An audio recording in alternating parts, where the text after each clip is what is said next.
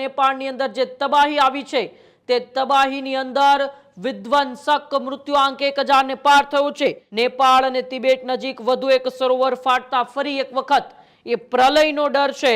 તિબેટમાં વધુ એક ગ્લેશિયર ઝીલ, જેને આપણે સરોવર કહીએ છીએ, ગ્લેશિયરનું બનેલું સરોવર, એ ઝીલ જે છે, સરોવર છે, એ ફાટી ગયું છે, જેના કારણે એ બે નદીઓથી થઈને ફરી એકવાર ભોટેકાશી નદી અને ત્રિશુલી નદી કે જ્યાં કુદરતનો કહેર કેમેરામાં કેદ થયો આપણે સૌએ જોયો, ત્યાં ફરીથી પૂરનો ખતરો છે। ચિંતા એ વાતની છે કે 290 ભારતીયો જે લાપતા છે એનું પણ કોઈ અપડેટ્સ નથી મળી રહ્યું। અને આ બધાની સાથે તિબેટની સ્થિતિ પણ આપણને ખબર નથી, કેમ કે તિબેટથી પણ લગાતાર લાપતાના સમાચાર આવે છે, મૃત્યુની પુષ્ટિ નથી થઈ। नेपाळની અંદર જે તબાહી આવી છે તે તબાહીની અંદર વિધ્વંસક મૃત્યુઆંક 1000 ને પાર થયો છે। બિન સત્તાવાર આંકડો 2000 થી પણ વધુ બોલાઈ રહ્યો છે। હજુ પણ 1500 થી વધુ લોકો સત્તાવાર રીતે લાપતા છે। 290 ભારતીયોનો હજુ પણ કોઈ અતો પત્તો નથી। રેસ્ક્યુ ઓપરેશન ચાલુ હતું ત્યાં તિબેટમાં ફરી એક વખત દુર્ઘટના બની। नेपाळ અને તિબેટ નજીક વધુ એક સરોવર ફાટતા ફરી એક વખત એ પ્રલયનો ડર છે। ચોચેન નદી અને સાંગપો નદી પાસે આ સરોવર ફાટ્યું છે। 50,000 ક્યુબિક મીટર બરફ ઉપરથી સીધો સરોવરમાં ખાબક્યો। नेपाળમાં ચાલતા રેસ્ક્યુ ઓપરેશનને તાત્કાલિક રોકવું પડ્યું। હજારો લોકોને ફરી એક વખત સુરક્ષિત સ્થળે ખસેડવાની નોબત આવી। ભોટેકાશી, ત્રિશુલી અને નારાયણી નદીમાં પણ ભયંકર પૂરનો ભય। ત્યારે ત્રણેય નદી આસપાસના ગામોને ફરીવાર ખાલી કરાવવામાં આવ્યા છે। ત્યારે नेपाળની અંદર જે જળ પ્રલય આવ્યો છે તે જળ પ્રલયની અંદર આપણે કલ્પના ન કરી શકીએ તેવા દ્રશ્યો આપણે જોવા મળ્યા છે।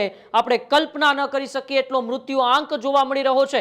મુફદ્દલ મારી સાથે જોડાયેલા છે। મુફદ્દલ, એ વિધ્વંસક તબાહી જેમણે સમગ્ર વિશ્વને હચમચાવી દીધું છે અને સત્તાવાર આંકડો ભલે ઓછો હોય પરંતુ જ્યારે એ આખા પૂરની અંદર મૃત્યુ આંક આવશે, હજુ પણ હજારો લોકો લાપતા છે, તેમનો આંકડો સામે આવશે ત્યારે સ્થિતિ શું થશે?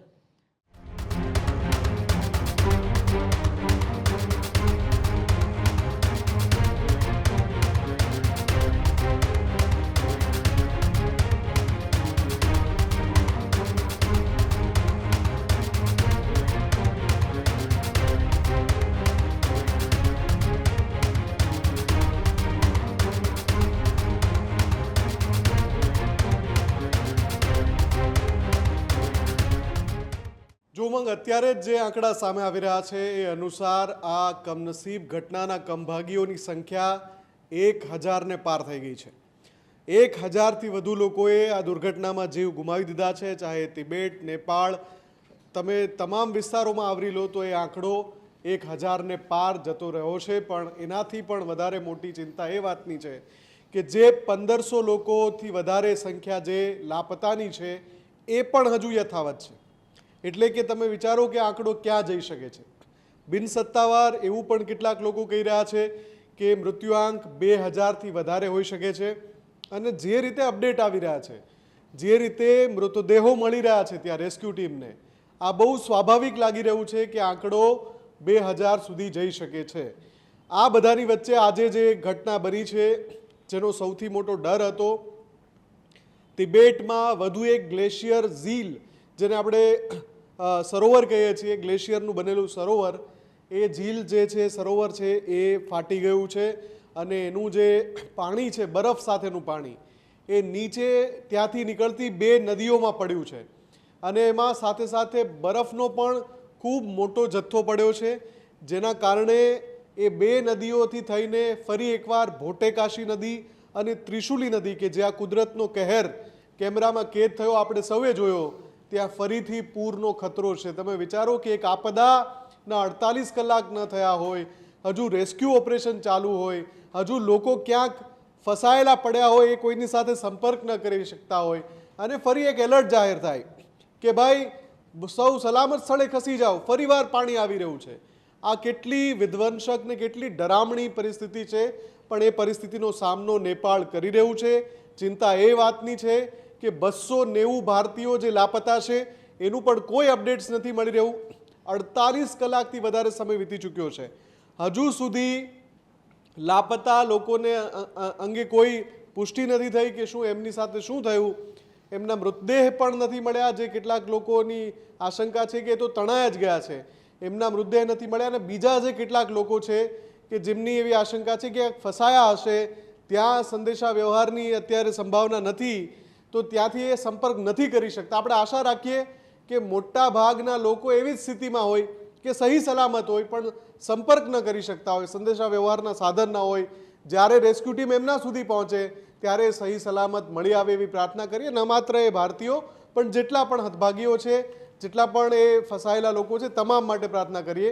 પણ ચિંતા સાથે સાથે એ પણ છે કે આ જે આખો વિસ્તાર છે ત્યાં વૈજ્ઞાનિકોએ કહ્યું છે કે આવી 47 ઝીલ છે, 47 ગ્લેશિયર લેક છે.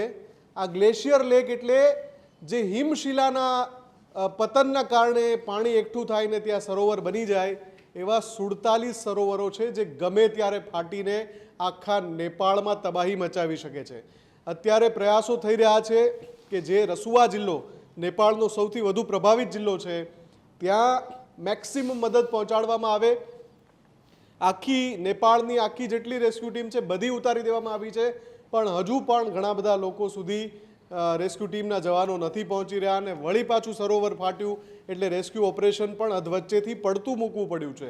અને આ બધાની સાથે તિબેટની સ્થિતિ પણ આપણને ખબર નથી, કેમ કે તિબેટથી પણ લગાતાર લાપતાના સમાચાર આવે છે, મૃત્યુની પુષ્ટિ નથી થઈ.